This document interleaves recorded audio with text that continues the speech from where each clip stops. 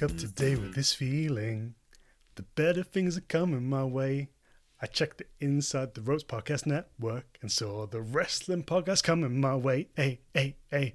Liam and Gareth are here once more. They are talking about Bound for Glory. Gonna get Maki Itoh's story. Get on up when you're down. Baby, the wrestling podcast is back in town.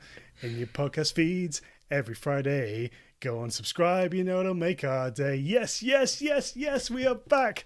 Episode 5. And thus an intro from the ex-British boy band with the name of the same numerical value. And speaking of value, we do in fact value you taking the time to check out the wrestling podcast right here on the Inside the Ropes Podcast Network. My name is Liam. This man is Gareth. Hey. And welcome once more for another weekly roundup of all things outside the E. That's WRSTLING, all the graps without the E. You know the story by now. And of course, we got a big show for you this week. We are talking about Impact Wrestling's big show, Bound for Glory. And we have a huge interview with Tokyo Joshi Pro Wrestling star Maki Itoh. But first, let's get into Impact. Gareth, you had a chance to digest the show. What did you think? Didn't live up to its potential. I think if it was getting its school report. Must try harder? A lot of errors on their part, from my perspective. Things that could very easily have gone better. But the final 3 matches of the card were all strong, very enjoyable. Probably the first 90 minutes of the show, I think, could have gone much better for them.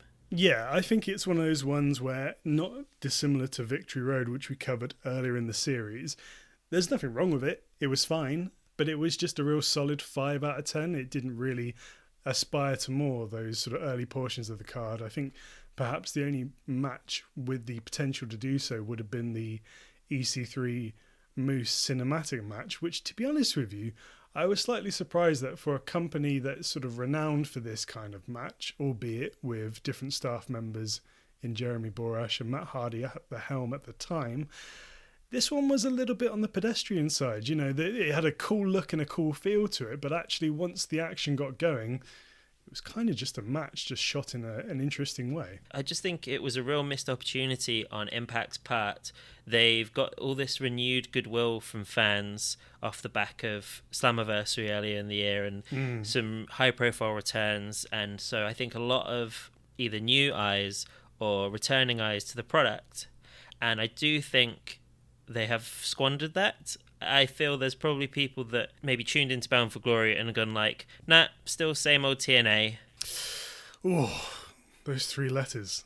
Harsh indeed. You're probably right, though. It was a shame. It certainly didn't meet my expectations, but as you mentioned earlier, the top 3 matches on the show brought it up a level. It was a top-heavy card in that regard, so we're talking about the Knockouts Championship match that was Deonna Purrazzo against the returning Su Yung, perhaps as almost predicted on this here podcast. The world title match with Rich Swann challenging Eric Young, and the match that we should probably talk about next, which was the tag team title 4-way, which was Ace Austin and Madman Fulton, the North, and the Good Brothers challenging, well, what should have been the Motor City Machine Guns, but ended up just being one half of the team, Chris Sabin. Poor old Alex Shelley. He took a nasty power driver on the ramp, and yeah, it was a struggle to watch, actually. The crew come out and drag him to his feet and drag him backstage. Yeah, which look brutal. That shouldn't be happening if he's legitimately injured. No, and this is happening all too frequently, isn't it, on televised wrestling? Sort of odd protocols in place for injuries, particularly head injuries. You don't really like to see it. But, you know, getting back to the match itself, a hell of an effort from Chris Sabin. And one thing that really did strike me during this is how nice it is to see him healthy and wrestling on a regular basis. Oh, 100%. Yeah, he's still got it. He really does, yeah. He was in that match for a hell of a long time, and yeah, I thought played a really good sympathetic babyface in that respect, but hell of a performance. Yeah, bit more of the Ace Austin show in this one as well. Now, last time we talked about this, you'd seen bits and bobs of Ace Austin. What did you think of him here? Oh, I thought he looked fantastic. Maybe continuing in a tag team for a little while is the way to go. Keep refining those skills. It's obvious he's going to be a star. He's still super young. 23. He's so crisp, isn't he? Just wonderful to watch. And also wonderful to watch are the North. And one thing that really struck me during this match, that they have something of the Attitude Era about them as a tag team. And I'm not sure if that's the combined height. You know, they're both big guys. They're both guys that are really well put together. They're both very charismatic. Josh Alexander has a sort of hint of Kurt Angle to him. Ethan Page has a little bit of rock to him, perhaps. You know, he's a really charismatic guy. But something about them really jumped off the screen during this match, and I shouldn't be surprised because they're generally very, very good, but in this match particularly so. One thing that works really well in their favour is they have really strong presentation. Mm-hmm. There's not a ton of teams that have that strong presentation and cohesive look. No, there really isn't. And I don't know that I can think of many tag teams off the top of my head that are as tall as they are. You know, they're both, 6 foot plus guys. They look intimidating, but they're also hyper athletic as well. So it's a really nice mix, and interested to see where they go from here. Fingers crossed Alex Shelley is back soon. We do love us some Alex Shelley on the Wrestling podcast. Bumping up to the Knockouts Championship match. I really like this match. Obviously, where Kylie Rae wasn't able to participate in the show, they had to sort of fill that gap. Yeah, that was done in a really odd way as well. So if you haven't seen the show, I think that could have been handled better in terms of, I just think throwing out an open challenge is a bit of a lazy way to bridge that gap. And I just think it's a shame, just because I was really enjoying that storyline. I still think there was a bunch of story beats to come before Su Yung returned. Yeah, it's clear they had to fast forward this one. You know, I'm hopeful that Kylie Rae is all okay and can come back, and they can maybe still hit some of those plot points and keep developing that. But I do think a lot of the good work that they've done storyline wise, unfortunately, was undone here. It's a shame, but I absolutely agree. Assuming that Kylie's okay and she comes back, which I really hope she does, one way you could do it, maybe, as they haven't actually explained how Su Yung has returned, perhaps you have her switch between Su Yung and Susie for the time being, and that's a way to create a bit of uncertainty, and then eventually Sue probably comes out at the expense of Kylie, and there's your feud for the Knockouts Championship, and we move from there. But yeah, it was a shame. That said, I'm always a fan of watching Su Yung work. I spoke about it when she was under her Susie guys, and I'm going to say it again here. She's just a phenomenal performer. Like, she completely inhabits the characters that she plays, and not just from the ring entrances or the quote-unquote easy bits, but things like selling or transitions between moves. She's always acting, she's always performing, and it makes her a really engaging character to watch. My only thing I noticed in this match that sort of took me out a little bit was the ref bump. Yeah, that's fair. Was a bit gratuitous, like he was down for what felt like a hell of a long time. One of the things that often cuts Impact off at the knees is their own production errors. Oh gosh, okay, yeah. Well, let's talk about this now. And so, in terms of production errors, you had in full view of the cameras the ref taking something out of his pocket and handing it off, which is never great. No, for sure. And I don't know if they were trying to redeem themselves by cutting away from the red mist, but yeah, we didn't really get much of that either. And it's really unfortunate. It's difficult to do under a live environment, I'm sure, but, it's not helping the perception of Impact when you get these mistakes that do, unfortunately, detract from the show. And we also had earlier in the show Rhino and Heath backstage starting a promo and then stopping and then restarting again. Yeah. There's no good reason why you wouldn't pre-tape that. There was no need for that to have happened.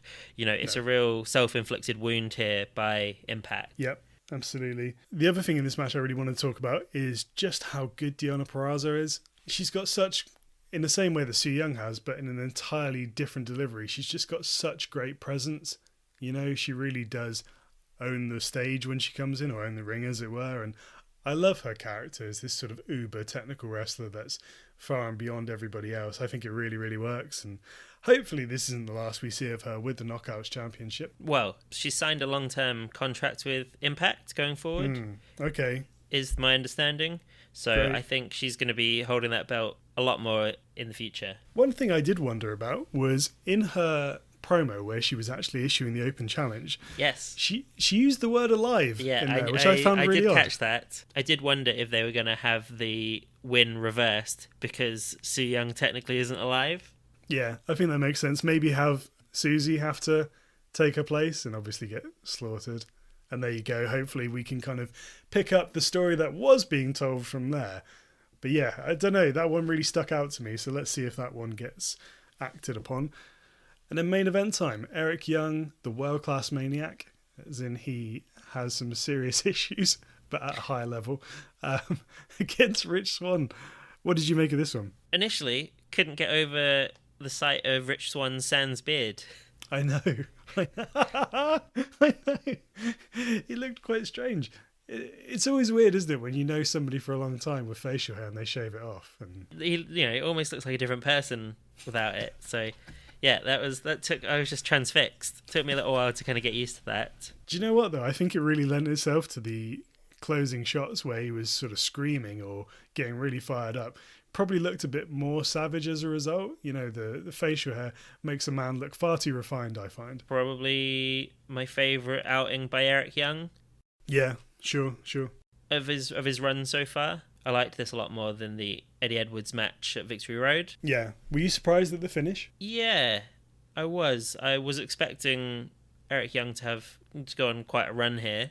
Mm-hmm. Yeah, same. Just because the belt seems to have jumped around a fair... this is the third change in as many months. It's surprising, isn't it? And I'm not against it. I've never envisaged Rich Swann in a main event spot. That doesn't mean to say he's not capable. He's a wonderful pro wrestler, and hell, let's give him the chance. Let's see what happens. I'm intrigued by it, but I'm surprised, and it does feel like in a way it's come a little bit soon.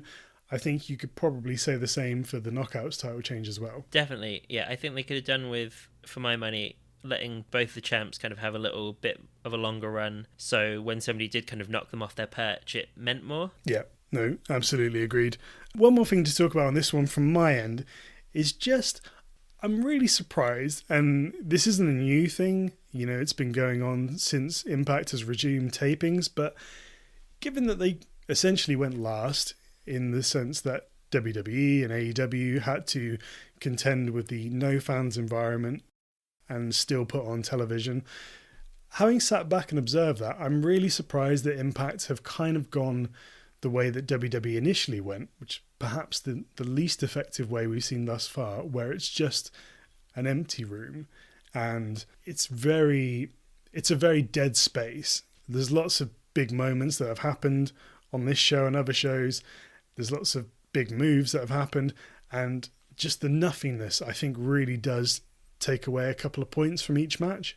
Do you know what I mean? I do. It, even though where they film obviously isn't a huge building, it does just feel cavernous without anybody else being there. Yeah. Stuff gets lost. There's matches that have happened that the opening scramble here, my immediate thought was this match just doesn't work very well without a crowd to play to react to the big high spots. It's just a group of moves strung together with no reaction doesn't really work for me, unfortunately. Yeah, it's difficult, and I'm surprised in a way because Impact I would consider to be one of the more creative groups out there. Generally speaking, particularly if you look at things like Wrestle House or what they've done with Su Yung in the past. So the fact that they've opted for this route is a little odd to me, but there we go. One of those things, and it is a difficult time. I appreciate that. But overall, I'd say this is a reasonably good show. Top 3 matches probably worth checking out. But going forward, I think they do need to look at the quality up and down the card and trying to find a way to elevate those opening matches. And that about wraps us up for Bound for Glory. That one is in the books. And when we come back, we're going to be talking to Tokyo Joshi Pro star Maki Itoh. See you in a bit because we move. And we're back. Up next, we've got a very exciting interview with Tokyo Joshi Pro star Maki Itoh. For those of you who are unfamiliar with Maki Itoh, she's a former idol in Japan, which we'll hear more about during the interview. She's been with Tokyo Joshi Pro for a number of years now, making her debut in wrestling back in 2013. She's previously held the International Princess title in Tokyo Joshi Pro and the Ironman Heavy Metalweight Championship in DDT. We're talking to her ahead of her very exciting upcoming match at Wrestle Princess, which we're going to be covering on the podcast in a couple of weeks. And yeah, we think you're going to really enjoy this. Yeah, absolutely. I was super excited for this conversation and it did not disappoint. I think it's fair to say that Itoh is probably one of the most talked about Joshi wrestlers in the world. And you can see why. She's a hell of a lot of fun, incredible charisma, and a good laugh. Also, before we jump in, a big thank you to Mr. Haku once again for stepping in on translation duties. How would you like us to refer to you? Itoh-san? Itoh-chan? Itoh-chan. Itoh-chan, okay. Itoh-chan. Lovely. So thank you for joining us this morning, guys. Thank you for having us. So our first question for you, Itoh-chan. Hi. So last week we spoke to Takesta-san, who kindly who told us all about DDT for new fans. I wondered if you could tell us about Tokyo Joshi Pro for new fans. Tokyo Joshi Pro is new Joshi Pro because Tokyo Joshi is very 新しい創造的 creative many creative moves. So I think new Joshi Pro Well, very different from the traditional Joshi with a long-standing history from like decades ago. We are very new and creative, both in ring and presentation too. Yeah, in the interview that President Takagi did with me, he made a distinction between idol wrestling and Joshi wrestling. Is that fair? いわゆる女子っていうものと、アイドルみたいなものを織り込んだうちのっていうのは別物だと考える。アイドル？我々みたいなアイドルベースのプロレスと昔ながらの典型的な歴史、伝統的な女子プロレスとやっぱりちょっと違ったものです。Yes, different, very different. But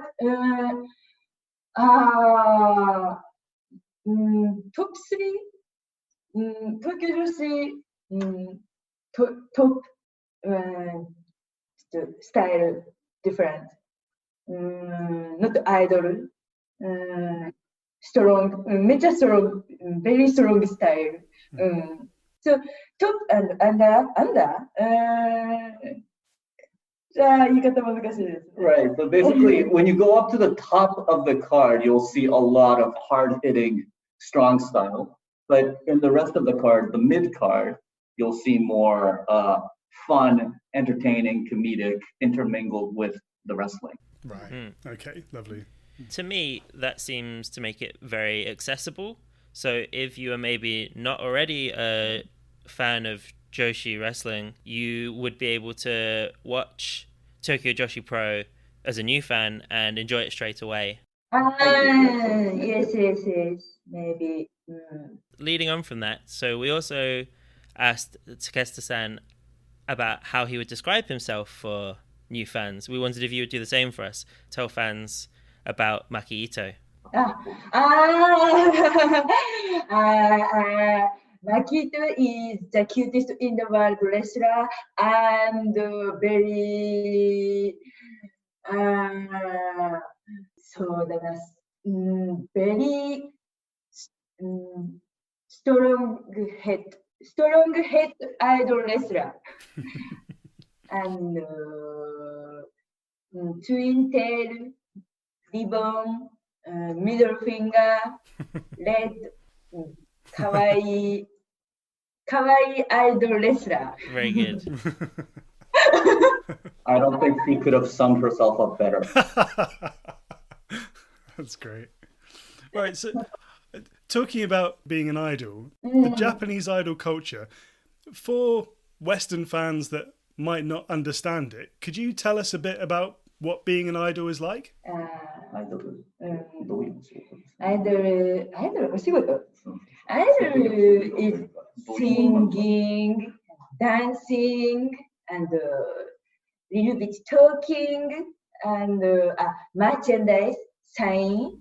Signing all your checkies. Sign. Yes, check. Yes.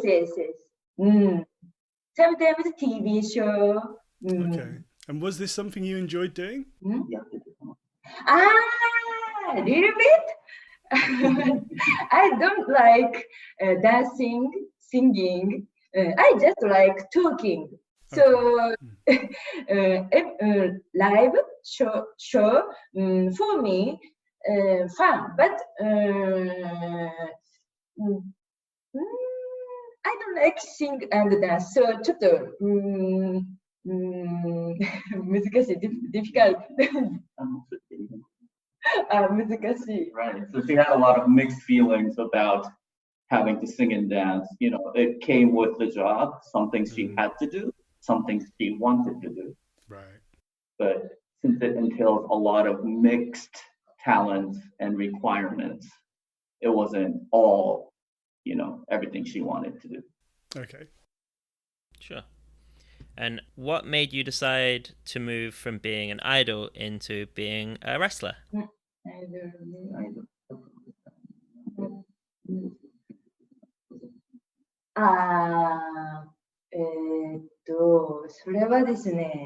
It's boring, just boring. Idol, boring, and I want something new to try. Then, ちょっとですか、日本語。で、昔、で、そのアイドルやってる時に、高木三四郎から、なんか、両国国技館大会、DDT 両国国技館大会で、なんか、踊ってくれませんかっていうオファーを受けて、それで初めてリングに立って、で、なんか、リングに立った方が楽しかったっていう。So the first offer from Sanshiro Takagi was for Maki Itoh to perform dance at DDT's big show at Ryogoku Sumo Hall. And she actually stepped foot in the ring and enjoyed it very much. Yeah, I saw all those headbutts from your debut. Yes. Headbutting Takagi-san. Yes.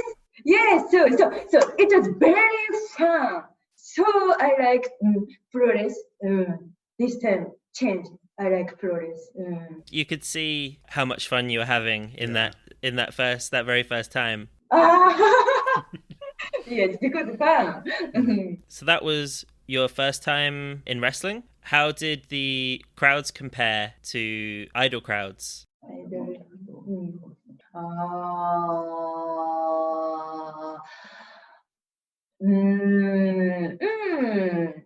ちょっと同じってまあでもなんか騒ぎたいみたいな精神は同じで、応援したいっていう精神も同じなんですけど、なんかまあこれはちょっと偏見かもしれないけど、アイドルファンはやっぱ顔をめちゃめちゃ重視してる気がして、プロレスファンはどちらかというとなんかこう、その人からにじみ出るもので応援してる気がする。それの違い。Okay, so she finds it similar how they want to support you and how much fun they're having. But she feels that there seems to be a difference where with idol crowds, they care more about how you look, how pretty you are. Whereas when you're a wrestler, they care more about your inner self sort of oozing out, you know, your presence, who you are as a person is more important to the fans than in comparison to an idol crowd. Interesting. That is interesting. Okay. And so we spoke about you headbutting Takagi-san. What influence did he have on your decision to join pro wrestling? No, not Takagi's fault. I want pro wrestling. Right. Okay. And how long did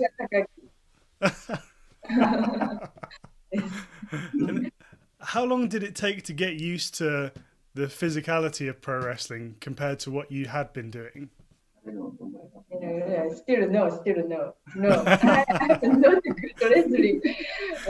Pro wrestling is difficult, very difficult because I'm scary. High place. Me too. So top rope. Always. I think maybe I die. Oh, scary.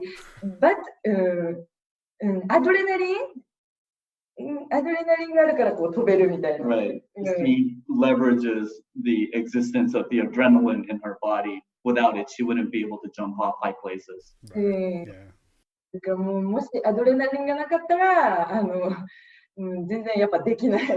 今はなんかもう、とりあえずアドレナリンでどうにかしきってるみたいな。So yeah, she still relies a lot on the adrenaline of the moment to be able to perform inside the ring. But in Takagi-san's interview, I remember him saying, Ito used to be fired idol, but now she is 100% for wrestling. おー、嬉しい Thank you. I'm happy now. Wow. Watching you, it does feel like you could never have done anything else. Just perfect pro wrestler. すごい嬉しい。I've do my best.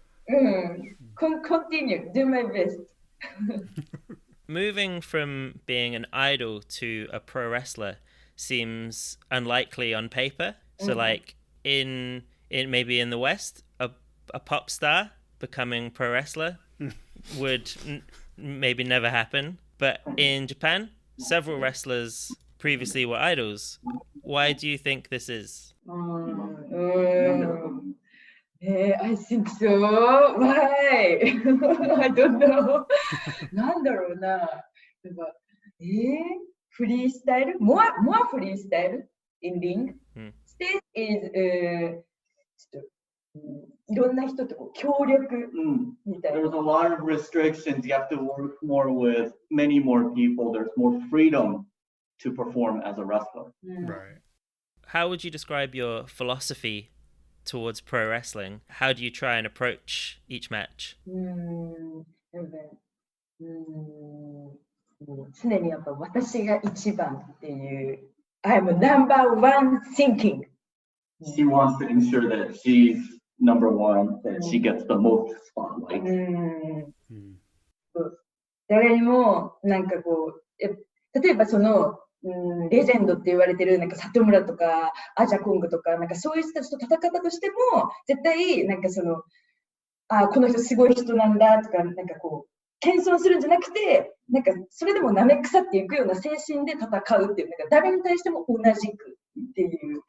Even when she's facing legends like Meiko Satomura or Aja Kong, she wants to go into the match with the same mindset as everybody else.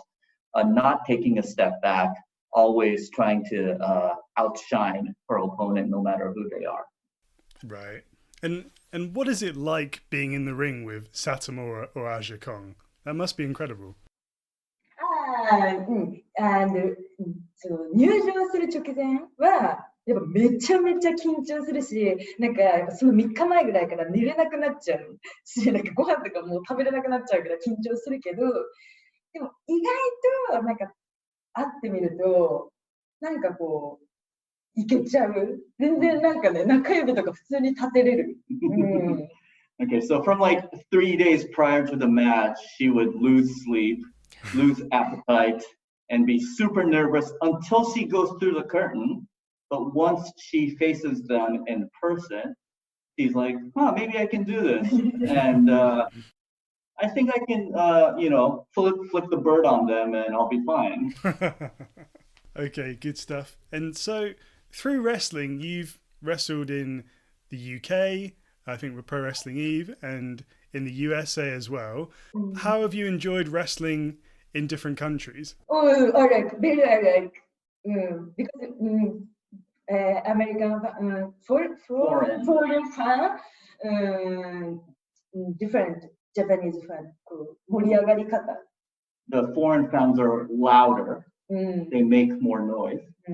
More adrenaline, so very fun. Okay, that's good. And we know you like your Monster Energy drink. What's your favorite? What's your favorite flavor? Flavor, フレーバーね。好きなフレーバーは黄色いやつ、マンゴーロコかなマンゴーロコ。That's a good one. ジャパンドットセル。 Yeah, mango's the best one. I think so. We don't have it in Japan. Oh, really? Oh, no. So you enjoy traveling just for the special monster flavors. Yes. many bad. Good. And speaking of the USA, again, when we spoke to Takagi-san, he said in the interview that he'd like to see you wrestle in AEW. Is this something you'd be interested in? めっちゃ嬉しい。Yeah, I want to AW wrestle. I want. Very cool. Yeah, I'd like to see that too. Yeah. 頑張る。 So I understand your dad is a wrestling nerd, Yes. Nerd. and you watched death matches with him growing up. Was it exciting for you to team with Anita-san in the Electrocution Explosion death match? いや、どうなんだろう。My dad is very shy. So 全然連絡とかしない。So they don't talk much. Oh, I see. Ito and her dad, because his dad is very shy. なんか何考えてるのかわかんないけど多分嬉しいと思うかな。So she hasn't directly heard it from him, but she's pretty sure he was very stoked about it. I'm sure. That's so Yeah, cute. that's really cool. の部屋になんかシュープロ、私が出たシュープロとかめっちゃ本棚にあって、多分買って応援してくれてるんだろうな。So although he doesn't say it, Maki has seen his dad's bookshelf, where he keeps all the wrestling magazines whenever Ito's in. There's an on it. That's lovely. That's really nice. You've teamed with Chris Brooks, who Gareth and I have seen in the UK and like a lot. You guys seem to work very well together as a team. What did you bond over? Was it the whole middle finger? First time is very なんだろうリスペクト心があって、でそれでなんかこの人は伊藤リスペクト軍団いけるなって思って。When Chris first approached Ito, he was very humble, down on his knees, saying, "I respect you." He called her General Ito of the Respect Army. And he came out with the Ito Respect Army shirt and everything. So she was like, okay, I see this guy has some respect for me. Maybe he can work in the Ito Respect Army. Perfect. Smart man. Smart man indeed, yeah. And so you've obviously got very good English. What's the most fun English swear word to say?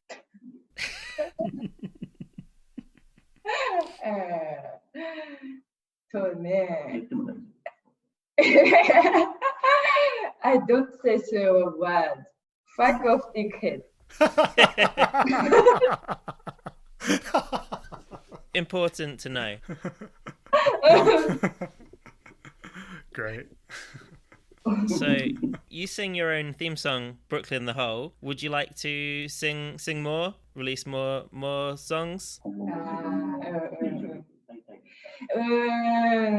ちょっと新しい曲欲しいけど、でもなんかこう変えないこともやっぱり大事かなっていうのがあって、なんかいろんな人がこうやっぱ覚えててくれるから、だから多分あと3年は変えないと思う。Although she does want to sing a new song, but at the same time she finds value in continuing and keeping the same song because the fans will recognize her for that. So she thinks that she might not change her entrance theme for another 2 or 3 years. It's a very good song. I have been listening to it a lot on Spotify recently.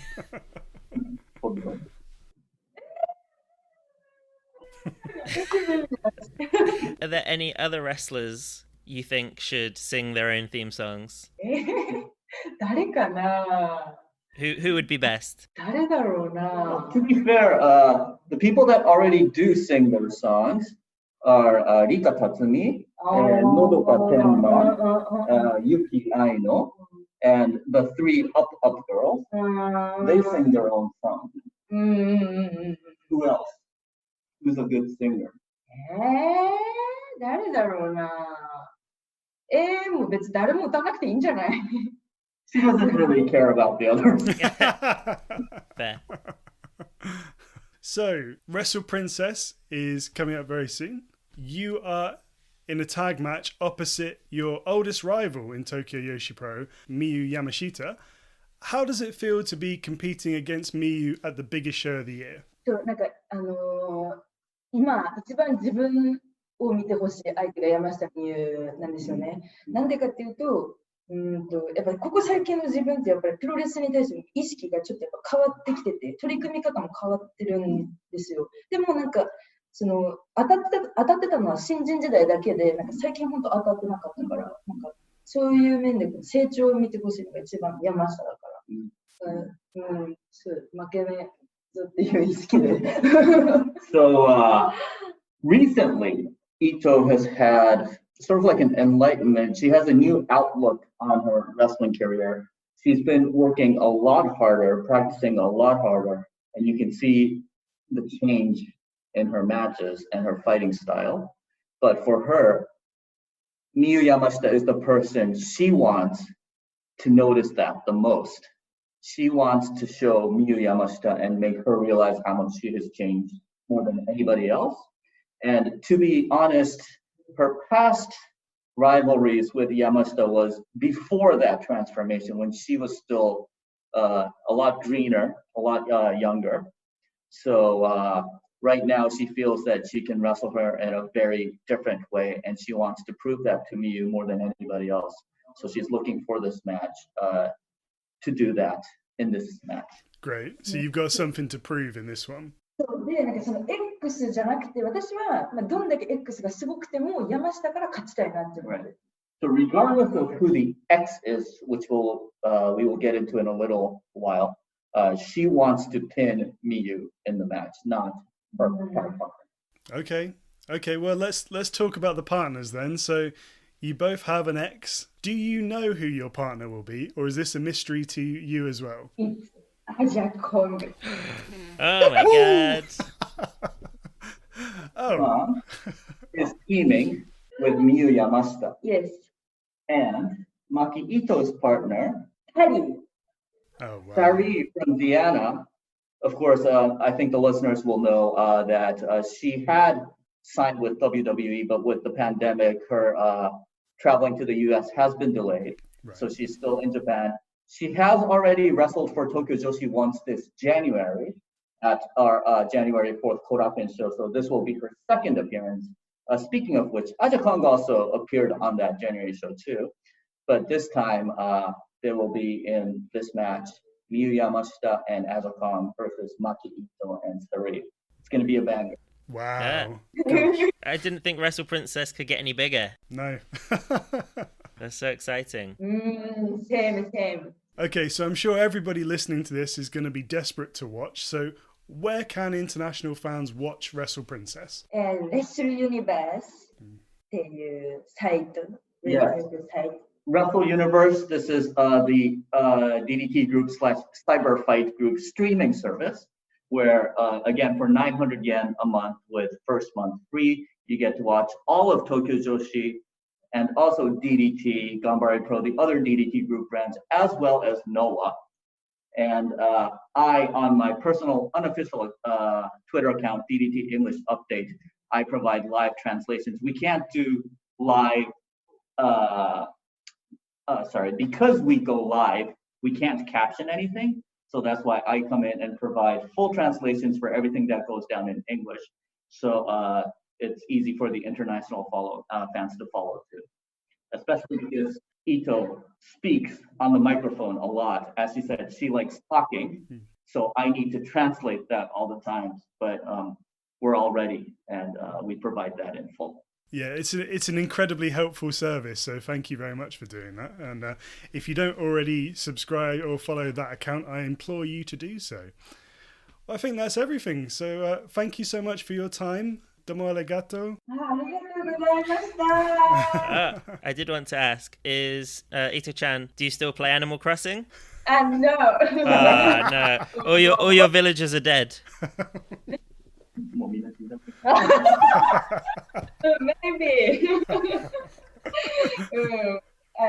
Now I like Fall Guys.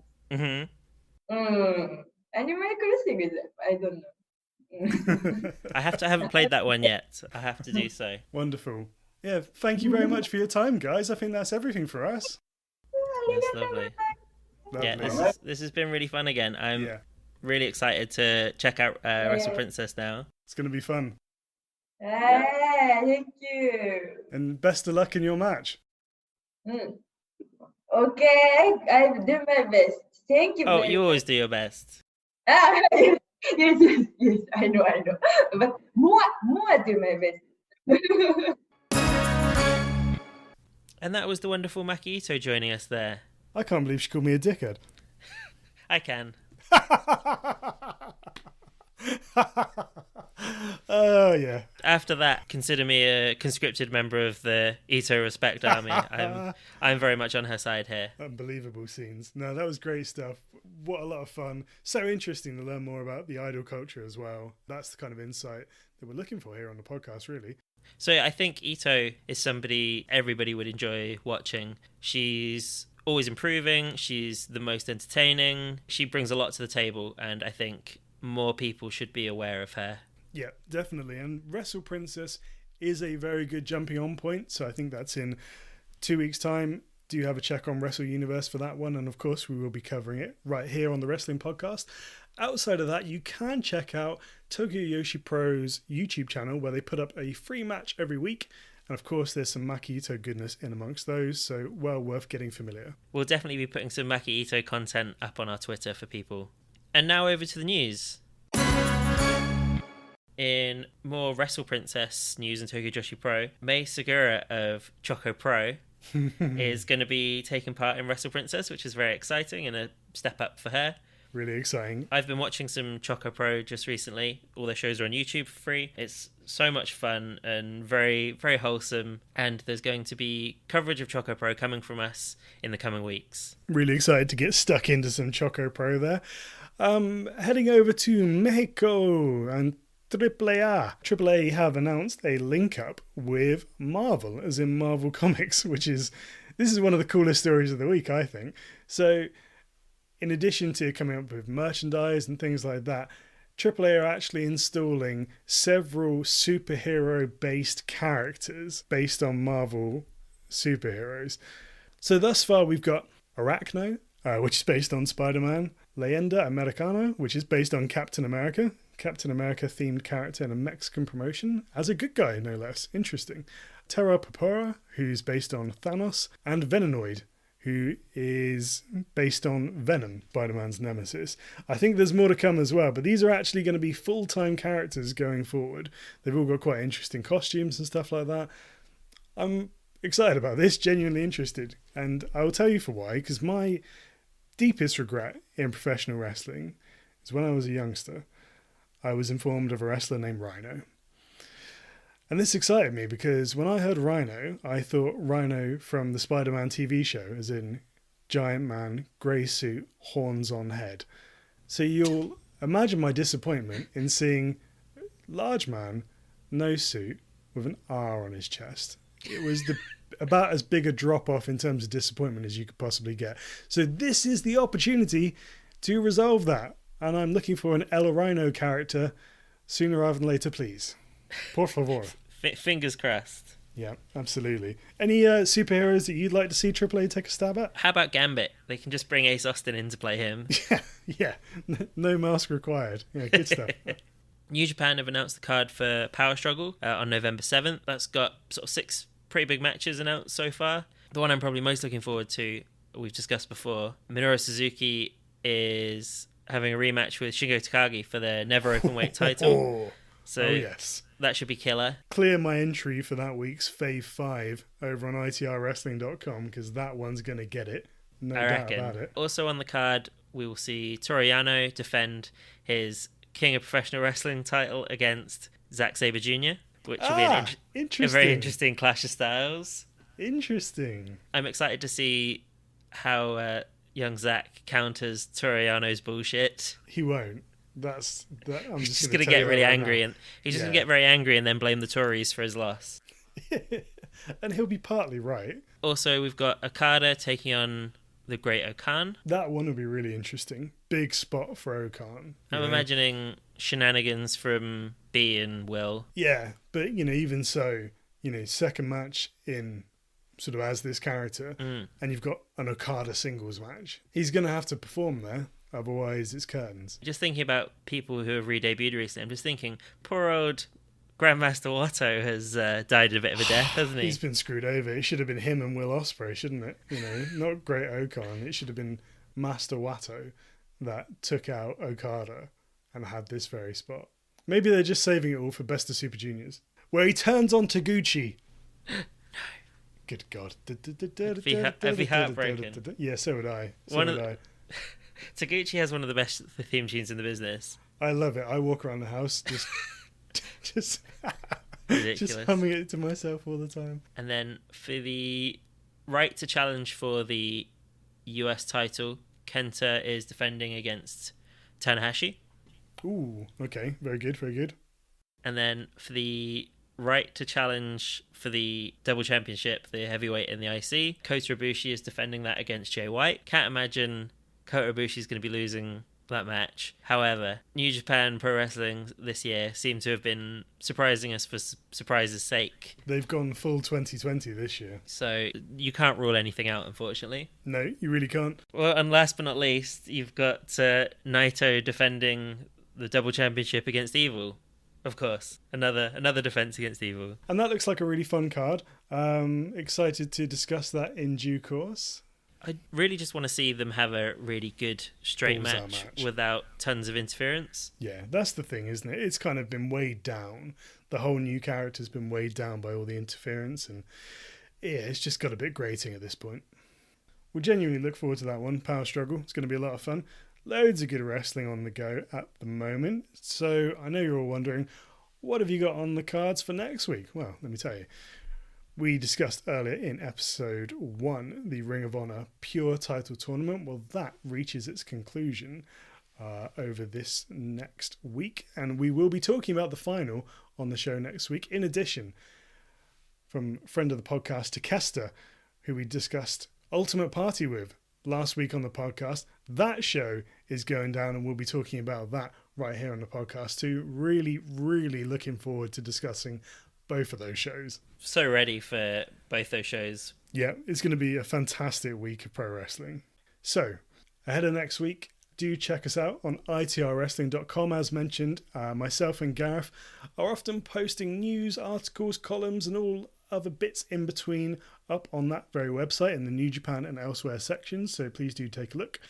If you're over on the interview section, my interview with DDT President Takagi is up at the second. It is a thoroughly interesting read, if I do say so myself. He was incredibly candid. We can't thank him enough for that. So do check it out and let us know your thoughts. You can support us as well on InsideTheRopesMagazine.com. Tons of great content, including New Japan star Chris Jericho. See what I did there as the cover star for next week. So do check that out as well. And of course, you can get the wrestling podcast, each and every week on a Friday at itrwrestling.com or wherever you get your podcasts. We're going out simultaneously going forward, so if you get them on Apple, get them on Spotify, wherever you get your podcast from, we'll be there on a Friday. So do come hang out with us and give us a subscribe, please. Thank you so much. That about wraps us up for this week. We've had a wonderful time talking with you guys as always. Please do keep the interaction going on our socials. That's at Wrestling Pod. That's Wrestling Without the E on Twitter and Instagram. And again, don't forget, you can get in touch with us via email. That's wrestlingpod@gmail.com. Again, Wrestling Without the E. Send us your thoughts. We'd love to read them. We'd love to hear them. And do make sure you follow all our guest socials as well. So you can find Maki Itoh at Maki_Itoh. You can find Mr. Haku at Mr. Haku-san. And be sure to follow DDT English Update, which is at DDT Pro_ENG, which provides translations, news and updates for DDT Pro and Tokyo Joshi Pro and other related bits and pieces. So that would be super handy if you're planning to watch along with Wrestle Princess or Ultimate Party. So until next time, guys, stay happy, stay safe, and enjoy the graps.